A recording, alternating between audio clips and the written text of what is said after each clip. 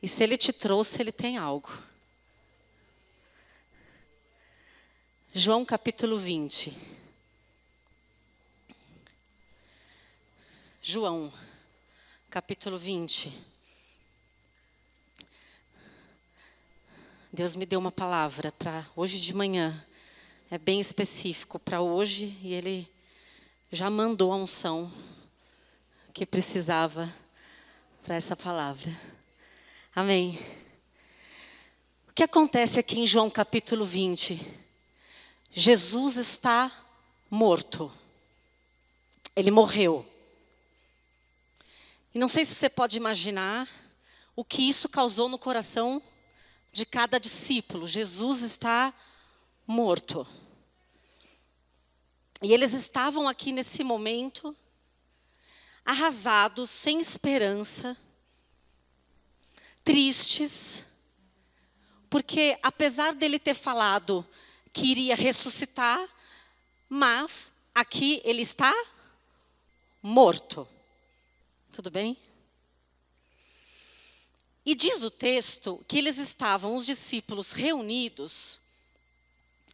Além deles estarem muito tristes e completamente chocados por tudo que aconteceu naqueles últimos dias, eles estavam com muito medo por causa da repercussão da morte de Jesus. Eles estavam com medo dos judeus, porque se tinham matado Jesus, imagina eles.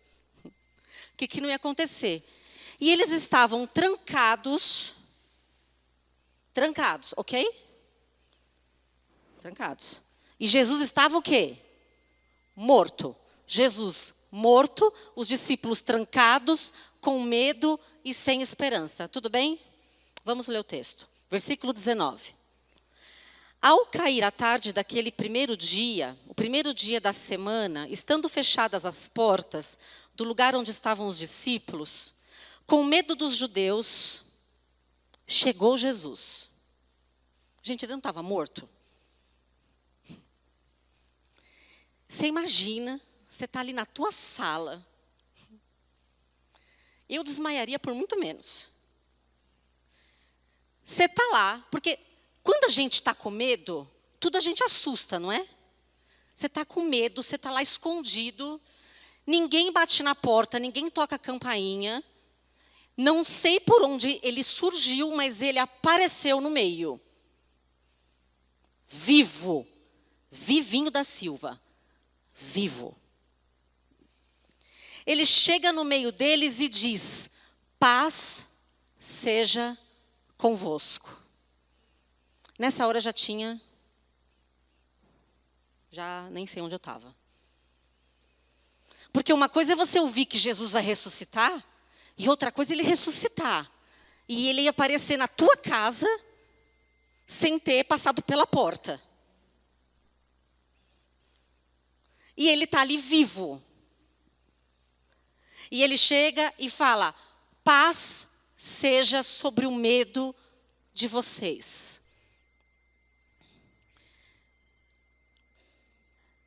Dizendo isso, ele soprou o Espírito Santo sobre eles. Ele ressuscita. Ele vai ao encontro dos discípulos, porque os discípulos eram peça-chave no que ia acontecer dali adiante. A paz, o shalom de Deus, não muda a circunstância, mas ela muda o teu coração. Então ele declara shalom sobre os discípulos, e ele sopra o Espírito dele sobre eles. Aí o Tomé, que não estava nessa hora, fica sabendo do ocorrido. E, gente, não é por nada, mas difícil de acreditar numa história dessa, né? Aí contam para o Tomé. Imagina você contando para uma outra pessoa essa história. Qual a probabilidade da pessoa acreditar? Ó, a gente estava lá na nossa casa, e a gente estava lá todo mundo em cima do mesmo sofá, com as pernas para cima. Sabe quando aparece a barata e todo mundo vai para o mesmo sofá com as pernas para cima? É assim. E Tomé, não sei o que aconteceu, mas Jesus apareceu. E ele estava bem vivo. Aí o Tomé falou, não acredito nisso. Não, vocês estão pirados. Depois de 8 dias, aí você vai ler aí em seguida, depois de 8 dias, Jesus aparece de novo, eles estavam de novo juntos, Tomé estava nessa hora, e eles estavam lá também trancados. Olha o que diz. Tomé, chamado Dídimo, um dos 12, não estava com eles quando Jesus apareceu pela primeira vez. Disseram-lhe então os outros discípulos, vimos o Senhor. Mas ele respondeu, se eu não vir o sinal dos cravos em suas mãos, e não puser o dedo e não puser a mão do seu lado, de maneira nenhuma eu vou acreditar nisso. 8 dias mais tarde, estavam de novo os discípulos dentro de casa e Tomé com eles. Embora as portas estivessem trancadas, Jesus chegou.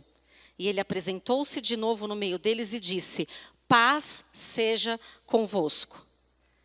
Então disse a Tomé, põe aqui o teu dedo, vê as minhas mãos, estenda... E assim, né? O Tomé falou que só acreditava fazendo isso. Aí Jesus manda ele fazer isso. Ele devia estar, escutando atrás da porta. Vocês não pensam isso? Né? A pessoa fala assim, eu só acredito se cair um negócio do púlpito. Aí você chega na igreja, o negócio cai direto na tua cabeça. Então, tá bom, se é assim que você vai crer, Tomé, é assim que vai ser. Põe aqui o teu dedo, vê as minhas mãos, estenda a tua mão e coloque ao meu lado. Mas Tomé, não seja incrédulo, mas seja o quê? Crente. Crente não é o cara que vem na igreja. Viu? Crente não é o cara que é evangélico. Crente é o que crê em Jesus Cristo. E ele fala para Tomé, Tomé, para de ser incrédulo, seja crente.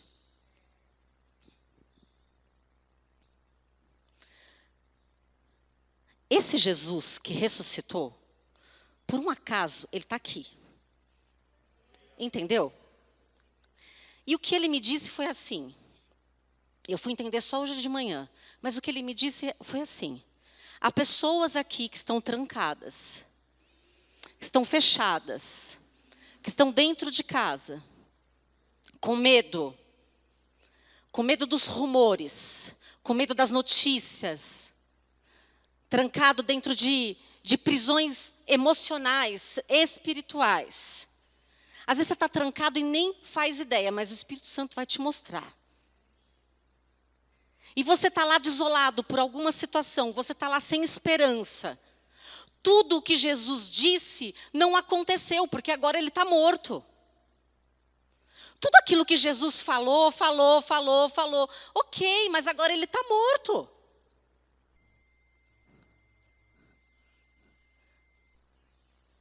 Só que Jesus, a última notícia que você não ficou sabendo, é que ele está vivo. E ninguém toma o trono dele. Ele está muito vivo, gente. E ele não está vivo lá assim. Fazendo nada. Olhando. Não. Ele está vivo. Entrando nas casas. Entrando hoje aí na tua situação e falando, paz seja sobre o teu medo. O medo é o oposto da fé. Se você tem medo, você não consegue ter fé.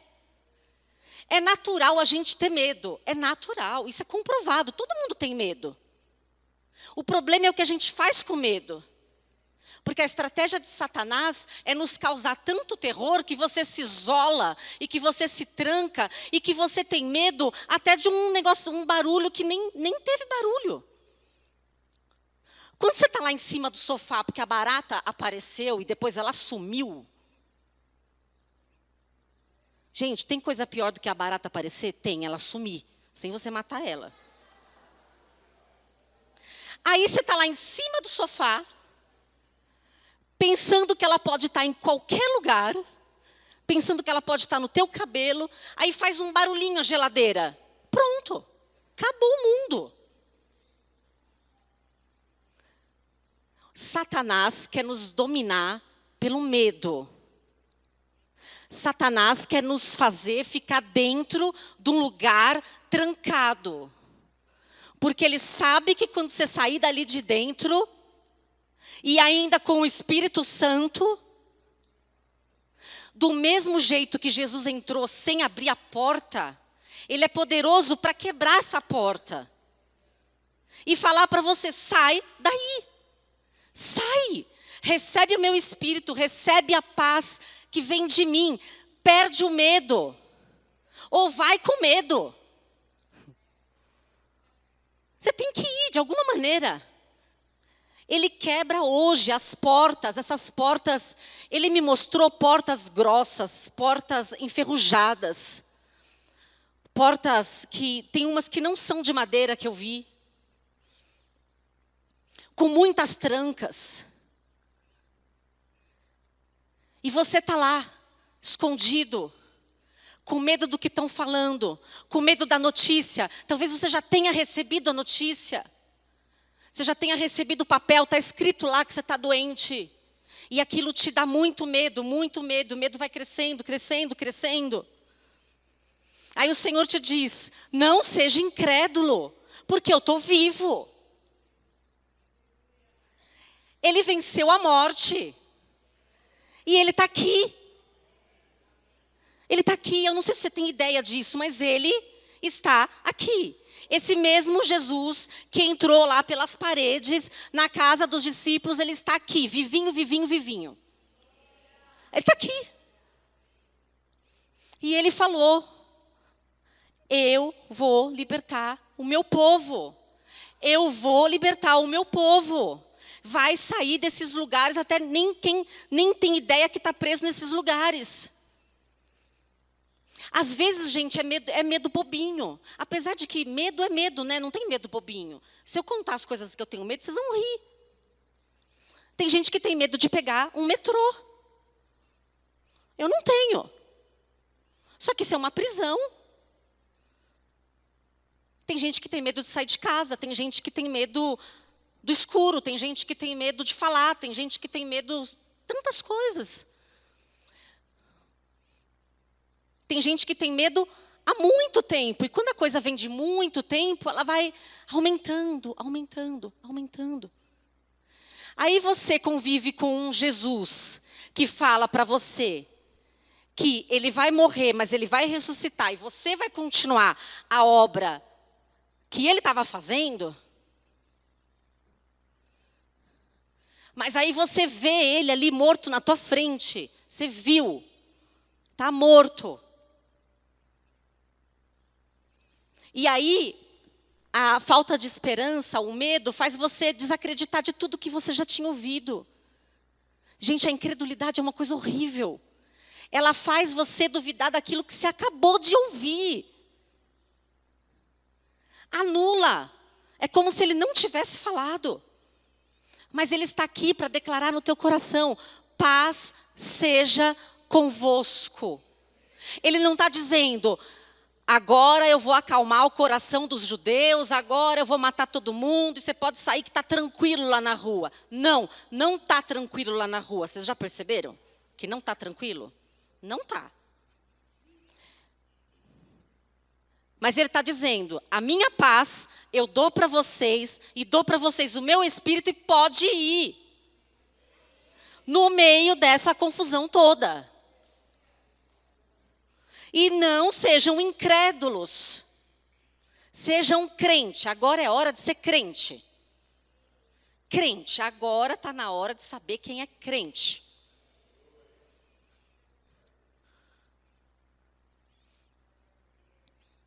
Salmo 121. Diz assim, o salmista. Eu elevo os meus olhos para os montes. E aí ele pergunta, da onde virá o meu socorro?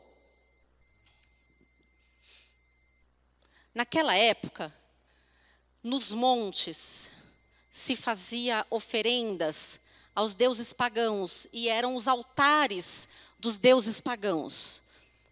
E queimavam incensos e todo tipo de oferenda, e os deuses pagãos relacionados com a natureza, eles ficavam aonde? Nos montes, ok? Então, quando o salmista fala assim, eu elevo os meus olhos para os montes, aí ele pergunta, da onde vem o meu socorro? Vem dos montes? Não. Vem dos altares? Não. Vem dos incensos? Não. Vem do não sei o quê? Não. O meu socorro vem daquele que fez o monte, que fez o céu e a terra. É Ele que me guarda. Ser crente é olhar para esse Deus, não olhar para o monte. Porque o monte tem muitas opções. E aí, se você está com medo, você já para no monte. Porque o diabo vai te oferecer soluções ali nesse monte. Entendeu? E aí o salmista diz, não olha para os montes, olha além dos montes. Porque acima dos montes está o Senhor que fez o céu e a terra. É esse Deus que quando eu olho para Ele, não deixa o meu pé tropeçar.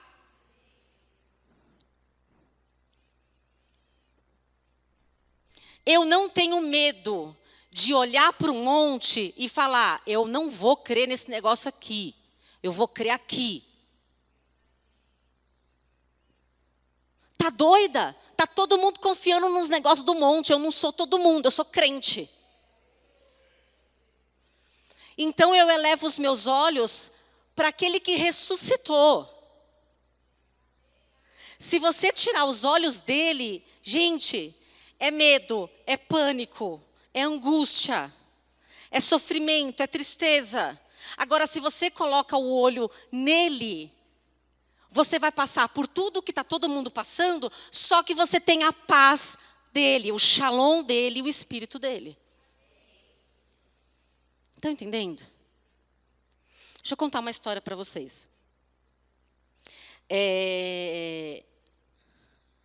Tem uma nadadora, uma americana, nem sei se ela é viva, mas é uma história para complementar o que a gente está falando aqui. Ela se chama Florence, uma nadadora americana. E ela, em julho de 1952, resolveu ser a primeira mulher a atravessar, nadando pelo mar, toda a costa da Califórnia até a ilha de Catalina. É, assim, um percurso bem pequeno de 41 quilômetros. Eu não sei se você tem ideia o que são 41 quilômetros, é uma maratona, só que nadando. Tudo bem? Essa mulher, com 36 anos, considerada já até velha para o feito, mas ela decidiu que ela ia nadar 41 quilômetros. Essas águas, uma característica dessas águas, assim, gelada, gelada, gelada, gelada, e cheia de tubarões. Super legal. E aí, então, ela começou, foi um grande evento, repórter, nananã. Ela nadou por 15 horas. 15.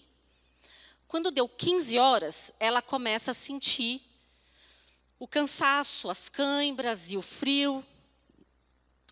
E aconteceu que veio uma neblina, um nevoeiro, que então ela não conseguia ver mais nada. Uma coisa muito forte, nem o barco. Tinha um barco que ficava bem perto dela, que ficava com o técnico.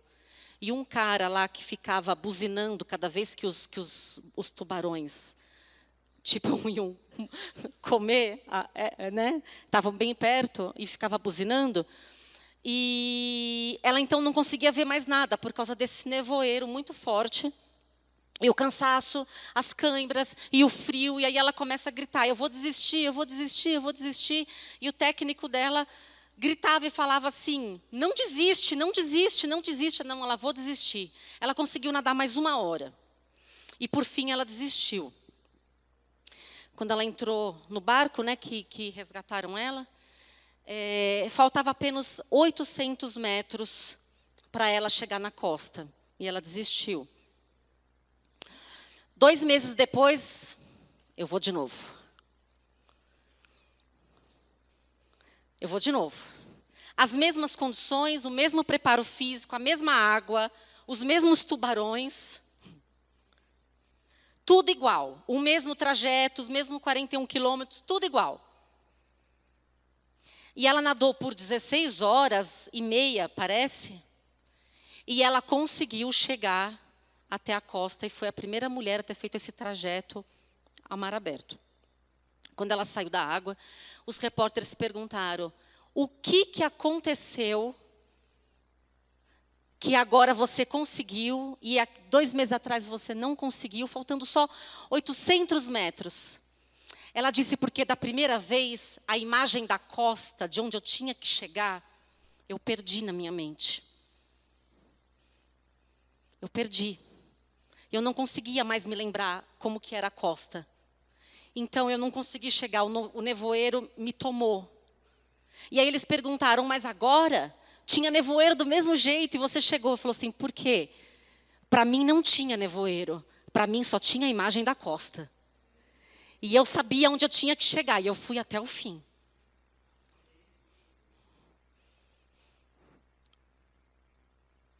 Você tem que ter na tua mente onde você vai chegar. Qual é a esperança da glória? Qual é a tua esperança? Jesus, o Cristo que ressuscitou. Põe os teus olhos na costa e vai.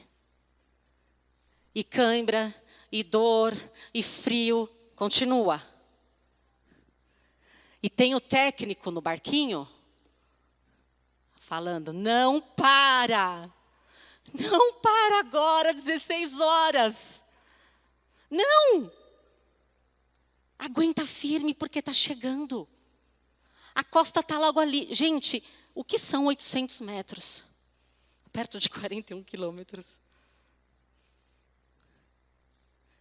Leandro, de ontem para hoje, Deus me coloca muito você assim no meu coração para orar por você e pela tua casa. E Deus mandou te falar: não para de nadar agora. Não para. Leandro, por nada desse mundo, aconteça o que acontecer, não para. Não para. Nem que o técnico tenha que entrar na água para te ajudar a ir até o fim. Deus te fala: não desiste. Ele sabe que está com cãibra, ele sabe que está doendo, ele sabe tudo. As buzinas sinalizando os tubarões te assustam. Mas o Senhor é com você. Então, não sai da água, Leandro, por favor. Eu tenho orado muito por você e pela tua casa. Não sai da água. Não sai. Falta 800 metros. Tenha na tua visão, o Senhor vai te dar isso hoje, a visão de onde você tem que chegar. E aconteça o que acontecer, você vai. Sem parar. O Senhor quer nos tirar desse ambiente de medo, desse ambiente de lugar fechado. Ele quer que a paz dele nos liberte. Ele quer nos dar uma porção do Espírito dele. E Ele quer que você olhe acima dos montes. Porque se você olhar acima dos montes, certamente esse Deus te guardará. Você tem que não deixar essas buzinas, essas coisas assustadoras que o inimigo tem falado para você, entrar no teu coração e te fazer cativo. Deus te fez para ser livre. O Filho de Deus se manifestou para que você fosse verdadeiramente livre. Amém? Nós vamos orar agora. É isso. Agora Jesus vai nos libertar. Amém?